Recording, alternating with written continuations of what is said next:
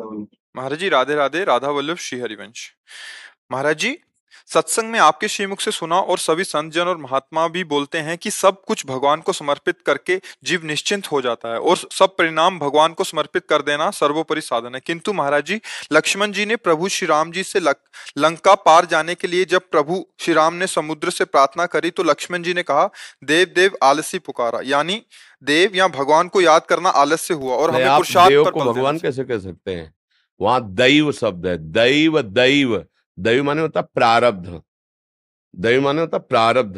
वहां भगवान शब्द नहीं लिखा हुआ हो तो हमें दिखा देना। तुमने तो थोड़ा पढ़ा होगा, हमारा तो जीवन ही पढ़ने में गया है। जैसे होता है ना, कोई वकील बनता है तो हर कानून पढ़ता है, तो हम बाबा जी हैं हर शास्त्र। तो ये जीवन का अभ्यास रहा है, हर शास्त्र का स्वाध्याय, हर संत के समागम। तो कहीं ऐसा शब्द वहां नहीं है। दूसरी बात, भगवान का अवतार हुआ है मर्यादा पुरुषोत्तम। मर्यादा पुरुषोत्तम, जब मर्यादा पुरुषोत्तम रूप में अवतार लिया है तो समुद्र भगवान का ही स्वरूप माना गया है। प्रार्थना कर रहे हैं, समुद्र की स्तुति लिखी हुई है, प्रार्थना कर रहे हैं। सामर्थ्य कितनी है, ऐसे देख ले और भ्रकुटी उठा दे तो पूरा त्रिभुवन भस्म हो जाए। भ्रकुटी विलास सृष्टि लय हुई। अवतार क्या है? मर्यादा पुरुषोत्तम। बिना खाए पिए 3 दिन तक प्रार्थना की। जब 3 दिन तक कोई बात नहीं बनी, तब फिर ये बात उनके अंदर आई, अच्छा 4 नीतियां हैं, साम दाम दंड भेद। तो तुम, शाम नीति होता है स्तुति, दाम होता है दे करके, भेद होता है चतुराई के द्वारा भेद पैदा करके, और दंड होता है भय पैदा करके। अब चौथा हुआ है, तुम ऐसे तो समझोगे नहीं। लक्ष्मण बाण सरासन आनु, शोषों वारिद विशिक्र सानु, सठ सन विनय कुटिल सन पीति, सहज कृपन सन सुंदर नीति, ममता रथ सन ज्ञान कहानी, अति लोभी सम बिरति बखानी, कामी सम जिम हरि कथा, ऊसर बीज बय फल लाव अग्नि बाण। अभी एक बाण में से सोखते हैं। वहां जो दैव दैव आलसी, दैव माने तो प्रारब्ध। अब प्रारब्ध से जो होगा तो हो जाएगा। प्रारब्ध भगवान से नहीं कहा कि भगवान का सुमिरन करना। भगवान का सुमिरन करना प्रारब्ध का आश्रय लेके नहीं बैठना। ये भारी पुरुषार्थ है, करके देख लो। ये भारी पुरुषार्थ, मन को भगवान में लगाना सबसे बड़ा काम है। त्रिभुवन में इससे बड़ा कोई काम नहीं। आप लगा के देखो। तो अगर हम शब्द नहीं समझते तो ऐसा बोल देते हैं। और वहां भगवान का अवतार हुआ है मर्यादा पुरुषोत्तम। पूरे चरित्र में कहीं इतना भी आप नहीं पाएंगे जहां ऐसा लग रहा हो कि भगवान को ऐसा करना चाहिए और इन्होंने ऐसा क्यों नहीं किया। जिनको धर्म का ज्ञान नहीं, मनुष्यता का ज्ञान नहीं, शराब पी रहे, मदिरा पी रहे, व्यभिचार कर रहे, गंदे आचरण, तो मूढ़ता है ना। अब वो कुछ भी बोले, उनकी बात सुनी नहीं जाती, पागल लोगों की बात नहीं। लेकिन कोई भी धर्मात्मा ऐसा नहीं बोल सकता, क्योंकि भगवान का अवतार ही मर्यादा पुरुषोत्तम रूप में हुआ था। समझ रहे ना। वहां ऐसा नहीं है कि भगवान को पुकारना ये आलसियों का काम है। प्रारब्ध होगा तो ऐसा नहीं कह रहे। प्रारब्ध नहीं, पुरुषार्थ प्रबल करो प्रभु। 3 दिन हो गए विनय करते हुए, और ये मूढ़ मान नहीं रहा विनय। तब बात कही, वहां भाव समझना है। हाँ, वहां जड़ शब्द का प्रयोग भगवान ने किया। विनय न मानत जलद जड़, गए 3 दिन बीत। जड़, अरे भगवान विनय कर रहे हैं यार, उठ के आ जाओ सामने। फिर क्या हुआ? बोले राम शकोप तब। फिर क्या हुआ? कनक थार भरी मन गण नाना, विप्र रूप आयो। आ गए ना। और 3 दिन में आ जाते तो सम्मान नहीं होता। तो ये जीव की जड़ता बली रहती है। वो भयवश ज्यादा ऐसे कम समझता है। जहां जड़ता होती है ना, अपने में गर्व होता है ना, महान हूं। देखो सब लोगों के महान परम पिता प्रार्थना कर रहे, पहले ही हाथ जोड़ते ही आ जाना चाहिए। 3 दिन उपवास करने का अवसर ही नहीं देना चाहिए। तो पर वो ऐसा, तभी लिखा है गोस्वामी जी ने कि जलधि जड़, गए 3 दिन बीत, विनय न मानत जलधि जड़। तो ये पुरुषार्थ और देव अलग अलग, दैव का भाव अलग, प्रारब्ध, ये प्रबल पुरुषार्थ की बात है। और भगवान का भजन, ये तो चारों से अलग है।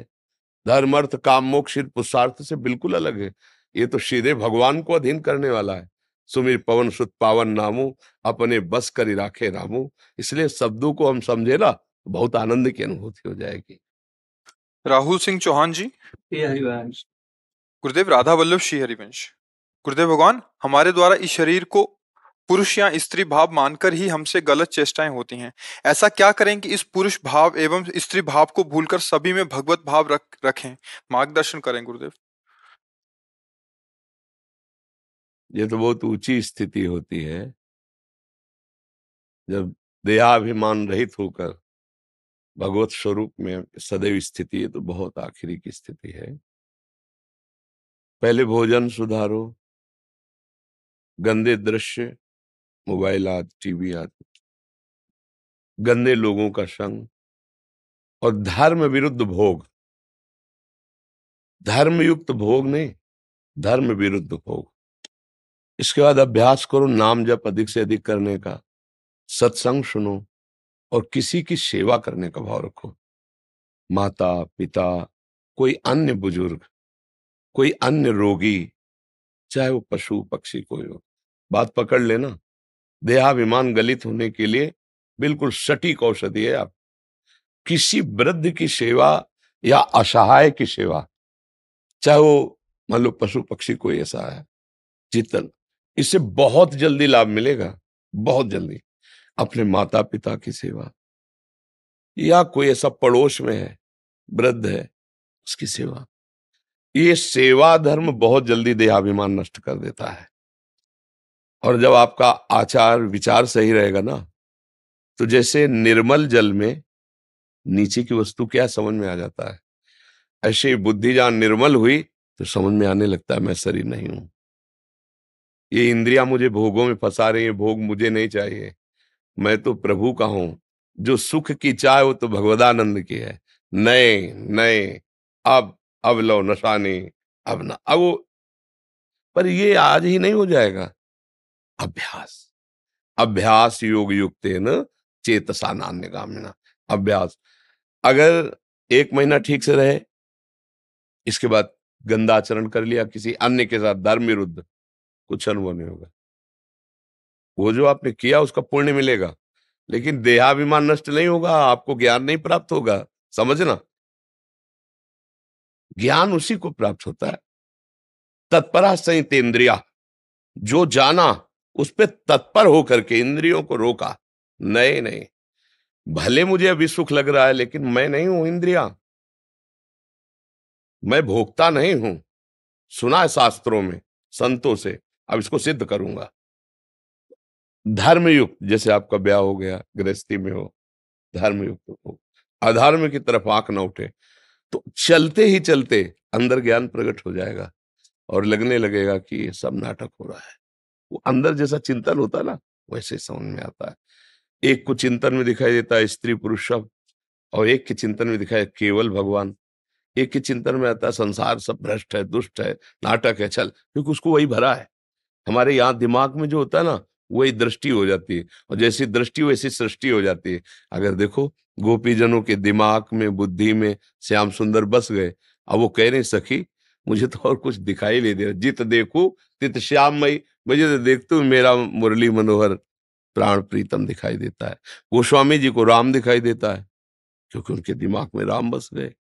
सी राम में सब जग जानी। तो हमारा चिंतन बदल जाए, खान पान ठीक रहेगा और आचरण सही रहेंगे, तो धीरे धीरे चिंतन। एक रहस्य है, शरीर से जितना सुख भोगोगे उतने शरीर में आसक्ति हो जाएगी, और जितना शरीर से धर्मयुक्त विषय सेवन करोगे धीरे धीरे ज्ञान हो जाएगा और शरीर से राग खत्म हो जाएगा। प्रायः हमारी गलती यही होती है कि हम सुख भोगने के लिए धर्म का त्याग कर देते हैं, तो सुख मिलता नहीं, आसक्ति और बढ़ती जाती है, पतन हमारा हो जाता है। इसलिए सत्संग सुनो, और जो ये चर्चा की इसे बार बार सुनना और मनन करो और धारण करो, तो फिर आपको आगे खुद अनुभव होने लगेगा। सचिन जी फरीदाबाद से। राधे राधे। महाराज जी जय श्री कृष्ण। महाराज जी मेरा प्रश्न यह है कि भक्ति हमें बांधती है या मुक्त करती है? दोनों बातें हैं, दोनों बातें। जब हम भक्ति करते हैं तो एक जगह से छोड़ती है, एक जगह बांधती है। संसार के भोगों से मुक्त कराकर भगवान के प्रेम में बांधती है। समझ रहे ना? हाँ, संसार के बंधन से मुक्त करती है और भगवान के प्रेम में ऐसा बांध देती है कि अब भगवान भी चाहे तो नहीं छूट सकता। जय श्री भट्ट प्रेम रस बंधन, क्यों छूटे दृढ़ फंद, बसो मेरे नैनन में दो चंद। अब नहीं, अब तो बेल फैल गई जाने सब कोई, मेरे तो गिरधर गोपाल, सब छूट गया दूसरो न कोई, बंद कहाँ गया मेरे तो गिरधर गोपाल। भक्ति दोनों काम करती है, संसार से छुड़ाकर और भगवान में बांध देती है। अब ये बंधन नहीं टूट सकता, ये सत्य बंधन है। अब ये तो बस जिस पर तुम हो रीझते, क्या देते यदुवीर, रोना, सिसकना, तड़पना, आहों की जागीर। इस मार्ग के पथिक को इनाम क्या मिलता है? रोना, सिसकना, हा राधा, हा कृष्ण, हा कृष्ण, ये इनाम है। हर समय तड़पता रहता है प्रभु के लिए। तो इसका फल क्या होता है? जहां ब्रह्मा जी भी माथा रखते हैं ना, वहां उन प्रभु के साथ खेलता है वो अविनाशी स्वरूप से भगवान के धाम में नित्य। ये जन्म मरण घृणित शरीर मलमूत्र वाला सब खत्म, निहाल हो जाता है। अनंत महिमा युक्त भगवान का नित्य साथ, निरंतर साथ, अनादिकाल तक वो भगवान का घर, भगवान का जीव अपने घर पहुंच गया, निहाल हो गया। इसलिए हाँ जी, कुछ भक्तों ने आपके श्रीमुख से नाम चाहा। हम तो राधा राधा जपते हैं, राधा वल्लभ श्री हरिवंश जपते हैं। आप देख लो जो आपको प्रिय लगे, खूब नाम जप करो। और देखो, हम हृदय की बात कहते हैं, हम कभी ये नहीं मानते कि आप लोग कम ज्ञान वाले हो, हमसे ज्ञान लेने आया। हमारा चिंतन ये था, मेरे भगवान इस रूप में आके मुझे दर्शन देते हैं। हम अपनी कोई बड़ाई नहीं कह रहे, हम आपको कह रहे पग पग पे कष्ट है, लेकिन हम सुखी इस बात से हैं, ये हमारे मालिक हैं प्रियालाल। लगता है जितनी सेवा है कर लो उनके बल से, और शरीर छोड़ो, अपने मालिक के पास चलते हैं, अपने घर चलते हैं। आपने अपना घर बना रखा, मालिक उसके बन बैठे, तो इस समस्या को आप इसीलिए ले झेल पा रहे। कोई भी समस्या हो आप इसीलिए ले झेल, हर समस्या का समाधान इनको मालिक बना लो, सच्ची कहते हैं, तुम ऐसे निकल जाओगे हर समस्या का समाधान। पर वो क्या होता है कि मालिक हमें बनते हैं। अगर किसी से पूछा जाए घर किसका, कहे मेरा, ये लड़के बच्चे मेरे, सब मेरा मेरा। तो फिर भगवान के सामने क्यों कहते हो तन मन धन सब तेरा? है नहीं, भारतीय भी नहीं कहते तन मन धन सब तेरा, और कहते क्या लागे मेरा। कितनी बढ़िया बात कह रहे भगवान से। और भगवान जब अपनी चीज लेना चाहते तो फिर गाली शुरू करते, कितने निर्दयी भगवान है, ऐसा भगवान ने क्यों किया, क्योंकि तुमने कहा है तन मन धन सब तेरा। अब उनकी वस्तु वो खेल रहे, तुम्हें क्या परेशानी। तो हम लोग झूठे हैं, अपने को मालिक मानते हैं, और इसी कारण हम भोजा माया का नहीं। नहीं तो आपको अगर पूरे भारत का, पूरे विश्व का भी कार्य दे दिया जाए, मालिक केवल भगवान को मानना, आप टेंशन रहित रहेंगे। वो सामर्थ्य दे देते हैं, वो आनंद दे देते हैं। ऐसा खूब नाम जप करो, आनंद।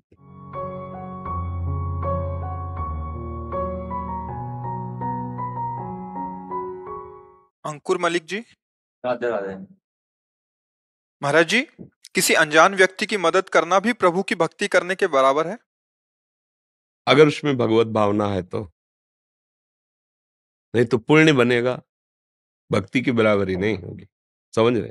जैसे कोई अनजान व्यक्ति या कोई भी है, और उसको जो आवश्यकता है, मान लो गिरा पड़ा है, हमें उठाने की आवश्यकता है, बीमार है अस्पताल ले जाने की आवश्यकता है, भूखा है भोजन देने की, ठंडी है उसे कपड़े की जरूरत है, तो अगर हम अपनी वस्तु मानकर उसके पास वस्तु का अभाव है और मैं देता हूं तो ये पुण्य बनेगा। अगर ये हुआ कि इसके अंदर हृदय मंदिर में भगवान बैठे हुए हैं, हमारे पास जो कुछ है वो तो सब भगवान का दिया हुआ, ये भक्ति हो गई, ये भगवान की प्राप्ति का हेतु हो गया, और वो तुम्हारा पुण्य बना, उसका तुम्हें फल मिलेगा। 1 रुपया दिया, 100 की व्यवस्था हो जाएगी आगे चल करके। समझ पे जी। विनय सिंह जी अमेठी से। राधे राधे। राधे राधे महाराज जी, आपके चरणों में कोटि कोटि प्रणाम। महाराज जी, हमारी माता जी यहाँ से दीक्षा प्राप्त की हुई है, क्या उनका शरीर पूरा होने के बाद जो भी अंतिम क्रियाएं होती हैं उसे हम कर सकते हैं या फिर उसमें कोई बदलाव होगा?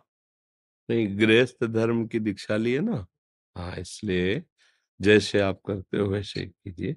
विरक्त होने के बाद फिर वो क्रियाएं रुक जाती हैं, फिर वैराग्य मार्ग से उनका संस्कार होता है। तो आप गृहस्थ धर्म से युक्त हैं और उन्होंने भी गृहस्थ मंत्र लिया है, तो इसलिए आप अपने गृहस्थ धर्म की ही दिनचर्या कीजिए। सत्यनारायण जी राधा कुंड गोवर्धन से। श्री हरिवंश महाराज जी आपके चरणों में कोटि कोटि प्रणाम। गुरुदेव भगवान, मुझ जैसा नीच अधम जो संसार के सारे कुकृत्यों में फंसा हुआ था, प्रभु जी जब से आप श्री के दिव्य प्रवचन रूपी अमृत पाया, जीवन धन्य हो गया। हे करुणा में निधान, आपने जो भगवत प्राप्ति का राह दिखाया है महाराज जी, जो उद्देश्य दिखाया है, हम उस पर चल पाए आगे, ऐसा कृपा कीजिए महाराज। हाँ, जब आप गिरिराज जी की शरण में हो तो आप अधम कैसे हो सकते हो? कितना पावन स्थान आपका है। ब्रज 84 कोष भगवान का श्री विग्रह माना गया है। ये 84 कोष भूमि ये बहुत महामहिमामयी है और आप भगवान के पार्षद ही हैं। गिरिराज की किसी भी जगह कहीं रहे वो तलहटी ही मानी जाती है। वहां रह रहे पर ये है कि जैसे रतन मिल जाए हमारे पास हो और हमें पता ना हो तो फिर हम भिखारी बने रहेंगे। अगर हमें पता हो जाए तो हम उसी क्षण धनी हो जाएंगे। पाए रतन चीन्ह्यो नहीं, दीन्ह्यो करते डार, ये माया श्री कृष्ण की मोह्यो सब संसार। कितना सुंदर सौभाग्य! ब्रज 84 कोष में जन्म होना या वास मिल जाना, ब्रजरज का सेवन करना, ये परम सौभाग्य है। बस यही है कि हम थोड़ा सावधान हो जाएं। अपवित्र आचरण भगवान के समीप रहते हुए भी भगवद आनंद नहीं प्राप्त होने देते। देखो, दुर्योधन दुशासन ये भगवान श्री कृष्ण को देखते हैं, बात करते हैं, क्या उनको आनंद मिलता है? क्या भगवत दर्शन का आनंद मिलता है? क्या नहीं मिलता। क्यों?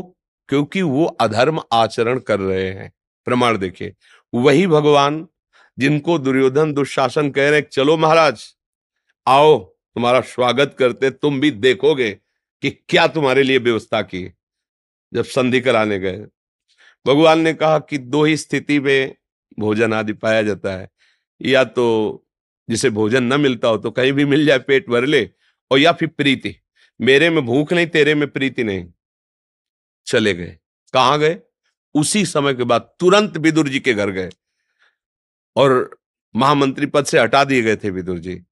सब कुछ त्याग करके, कुछ भी नहीं उनका लिया था, एक साधारण कुटी में बाहर रह रहे थे और विदुरानी जी उस समय घर में थी। वहां भगवान जाके दरवाजा कौन? श्री कृष्ण मेरे घर प्रभु आए। ऐसे बावरी स्थिति, प्रेम की अश्रु चल स्नान कर रही थी, उनको ये भी संभाल नहीं रही कि मैं वस्त्र अपने बदल कर फिर जाऊं। कृष्ण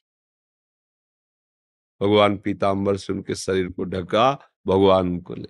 बस मेरे घर आए प्रभु, मुझ जैसे के घर प्रभु आए, मतलब उनकी स्थिति है। अब भगवान अभी कह के आए हैं कि मेरे में भूख नहीं, तेरे में प्रीति नहीं। यहां कह रहे हैं कि कुछ तो पवाओ, मुझे कुछ तो भूख लगी, कुछ पवाओ। भगवान भी लालायित हो गए ऐसे भक्त के हाथ का पाने के लिए। जी शुद्धि नहीं, वो केले रखे, केले ला के हमें पवाओ। वो केले ला रहे, गूदा ऐसे फेंक रहे, छिलका डाल, उनको होश ही नहीं है और भगवान छिलका पा रहे। इतने विदुर जी को पता चला कि श्री भगवान अरे हो तो आनंदित होकर आए। ये जब लीला देखी कि छिलका प्रभु को पवा रही, गूदा फेंक रहे, उनका बावरी केला छीन लियो, अब गूदा पवा रहे। तो भगवान जानते हो क्या कहे? विदुर जी वो स्वाद ले आ रहा जो विदुरानी के पवाने देश। वही श्री कृष्ण है जिनसे दुशासन दुर्योधन बात कर रहा है, पर उसका हृदय जल रहा है श्री कृष्ण को देखकर। वही श्री कृष्ण है जिनको विदुरानी सुनने मात्र से कि श्री कृष्ण हूं वो आए, वो कितने परमानंद। बात क्या हुई? दोनों हैं। बात क्या हुई? एक धर्म युक्त आचरण करते हुए भगवान के आश्रित है, एक अधर्म युक्त आचरण करते हुए अभिमान के आश्रित है। यदि हम भगवद आश्रित होकर के और भगवान का चिंतन मनन करें, सत्य आचरण करें, तो भगवान हमसे ज्यादा कुछ नहीं चाहते हैं कि तुम पहाड़ उठा लो। इसी से भगवत प्राप्ति हो जाएगी। अच्छे आचरण करो, गृहस्थ धर्म का भोग करो जैसा आदेश है, और नाम जप करते रहो, और फिर ब्रज में रह रहे हो। प्रश्न ही नहीं है भगवत प्राप्ति में बाधा का। ये तो रज ही इतनी महामहिमामयी है। उठते बैठते गिरिराज जी के प्रांगण में हो तो बहुत सुंदर। अब आपको निराश नहीं होना चाहिए, आपको तो और उत्साहित हो जाना चाहिए।